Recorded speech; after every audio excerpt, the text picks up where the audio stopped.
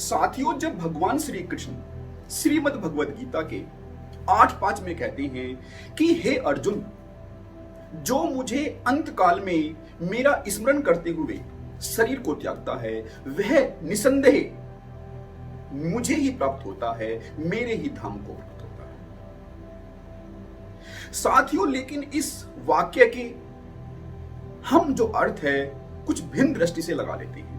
वास्तव में हम हर वाक्य के अर्थ अपनी सुविधा अनुसार निकाल लेते हैं। तो इसीलिए हम इस वाक्य का अर्थ यह भी निकाल लेते हैं कि फिर पूरे जीवन उस प्रभु के स्मरण की क्या आवश्यकता है। बस जब हमारा अंत काल आएगा, जब मृत्यु निकट आएगी, तभी हम उसके नाम को स्मरण कर लेंगे।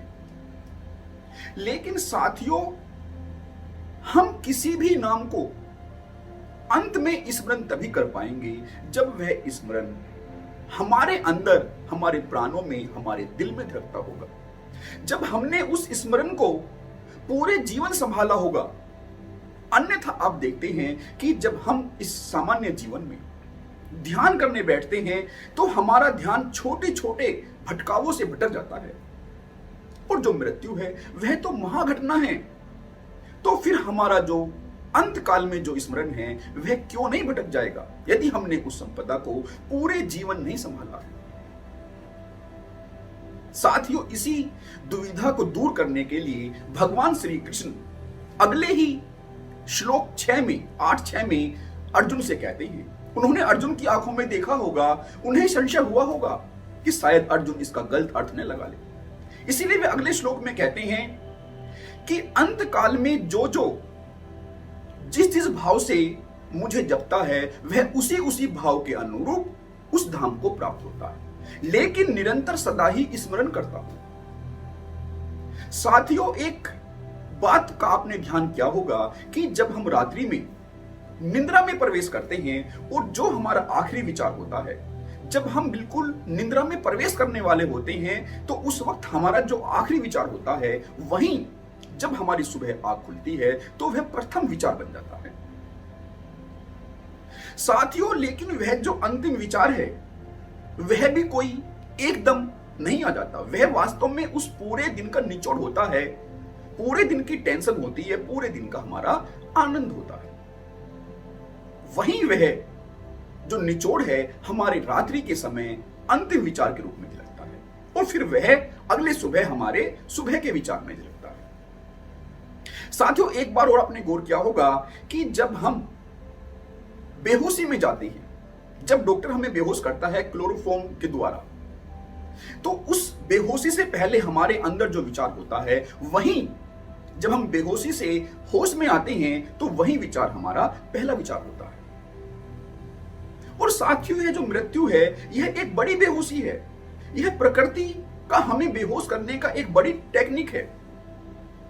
तो हम इस बड़ी बेहोशी से पहले जिस भाव में होते हैं वही भाव हमारे अगले जन्म के लिए शुरुआत बन जाता है।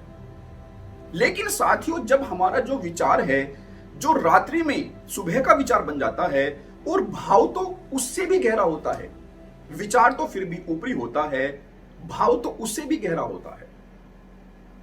इसलिए अक्सर हम क्या समझते हैं कि हम नाम का जाप करते रहते हैं, किसी भी नाम को, किसी भी मंत्र को हम उच्चारित करते रहते हैं, लेकिन उसे इस भांति से यंत्रित बना देते हैं कि वह सुपरफिशियल हो जाता है, वह हमारे दिल की गहराइयों से नहीं निकलता। लेकिन साथियों, यह जो यंत्रवत होना है हमारे उस श्लोक का, उस मंत्र का, वह कोई काम नहीं करेगा। यह तो हम उसी भांति से अपने माइंड के एक हिस्से को ऑटोनोमस कर देते हैं, जिस भांति से हमने मानो कोई अपने घर में तोता पाल लिया हो और वह फिर कोई मंत्र का उच्चारण करता हो।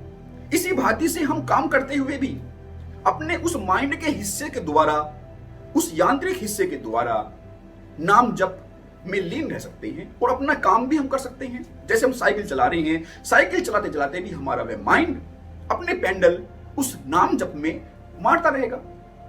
लेकिन साथियों, यह ऑटोनोमस यांत्रिकता की बात नहीं है, यह हार्दिकता की बात है। जो हमारा भाव हमारे दिल की गहराइयों से आता है, वही भाव जब कंटिन्यूअस रहता है, इसीलिए प्रभु ने कहा है कि निरंतर सदा ही जिस भाव में लीन रहता है, इसलिए हमने जीवन भर जिस भाव को साधा है वही भाव हमारा आखिरी भाव बन जाता है। और वह भाव भी यंत्रवत नहीं, ऑटोनोमस नहीं, बल्कि हृदय की गहराइयों से